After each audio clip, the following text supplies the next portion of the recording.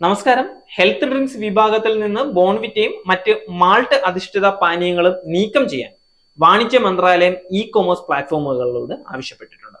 2006 food safety and standard act പ്രകാരമുള്ള നിർവചനത്തിന് കീഴിൽ ബോൺവിറ്റയും ഇത്തരം ഉൽപ്പന്നങ്ങളും വരാത്തതാണ് നീക്കത്തിന് പിന്നിൽ.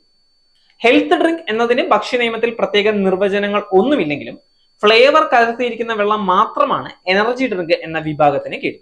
ഒരു വർഷം മുമ്പ് ബോൺവിറ്റയിൽ പഞ്ചസാരയുടെ അളവ് ഉയർന്നതാണെന്ന് ചൂണ്ടിക്കാട്ടി തെറ്റിദ്ധരിപ്പിക്കുന്ന പരസ്യങ്ങൾ നൽകരുതെന്ന് ദേശീയ ബാലാവകാശ കമ്മീഷൻ ബോൺവിറ്റ നിർമ്മിക്കുന്ന മോണ്ടലൈസ് ഇന്ത്യയോട് ആവശ്യപ്പെട്ടിട്ടുണ്ടായിരുന്നു. ബോൺവിറ്റ ഒരു ആരോഗ്യ പാനീയമായാണ് കമ്പനി അവതരിപ്പിക്കുന്നതെങ്കിലും കുട്ടികളുടെ ആരോഗ്യത്തിന് ഹാനികരമായ രീതിയിൽ പഞ്ചസാര അടങ്ങിയിട്ടുണ്ടെന്ന് ആരോപണം ഉയർന്നിട്ടുണ്ടായിരുന്നു. ഇതേ തുടർന്ന് തെറ്റിദ്ധരിപ്പിക്കുന്ന പരസ്യങ്ങളും പാക്കേജിങ്ങും പിൻവലിക്കാൻ ബാലാവകാശ കമ്മീഷൻ കമ്പനിയോട് ആവശ്യപ്പെട്ടു.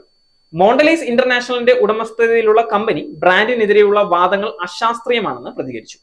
കാഡ്ബറീസ് ആണ് മോണ്ടലൈസ് ഇന്റർനാഷണലിന്റെ മാതൃസ്ഥാപനം. ബോൺവിറ്റയ്ക്ക് അയച്ച നോട്ടീസിൽ ഈ വിഷയത്തിൽ വിശദമായ റിപ്പോർട്ട് നൽകാൻ ബാലാവകാശ കമ്മീഷൻ ആവശ്യപ്പെട്ടിരുന്നു. ഉയർന്ന ശതമാനം പഞ്ചസാരയുടെ അളവും കുട്ടികളുടെ ആരോഗ്യത്തെ ബാധിച്ചേക്കാവുന്ന മറ്റ് ചേരുവകളും ഉള്ളപ്പോൾ ബോൺവിറ്റ ആരോഗ്യ പാനീയമായി സ്വയം ലേബൽ ചെയ്യുന്നുണ്ടെന്ന പരാതിയും ശക്തമാണ്. രാജ്യത്തെ പ്രമുഖ ഇ കൊമേഴ്സ് പ്ലാറ്റ്ഫോമുകളിൽ എല്ലാം ആരോഗ്യ പാനീയം എന്ന കാറ്റഗറിക്ക് കീഴിലാണ് ഉൽപ്പന്നം പ്രദർശിപ്പിച്ചിരിക്കുന്നത്. ഇത് നീക്കം ചെയ്യാൻ ആമസോൺ, ഫ്ലിപ്കാർട്ട് തുടങ്ങിയ പ്ലാറ്റ്ഫോമുകളോടും വെബ് പോർട്ടലുകളോടും ആവശ്യപ്പെട്ടിട്ടുമുണ്ട്. നേരിന്റെ വാർത്തകൾ നിങ്ങളുടെ വിരൽത്തുമ്പിൽ എത്താനായി സാക് ന്യൂസ് ചാനൽ സബ്സ്ക്രൈബ് ചെയ്തും ഷെയർ ചെയ്തും ഒരു ശരിയായ മാധ്യമ നിലപാടിന് നിൽക്കാൻ ഞങ്ങൾ നിങ്ങളെ ക്ഷണിക്കുന്നു.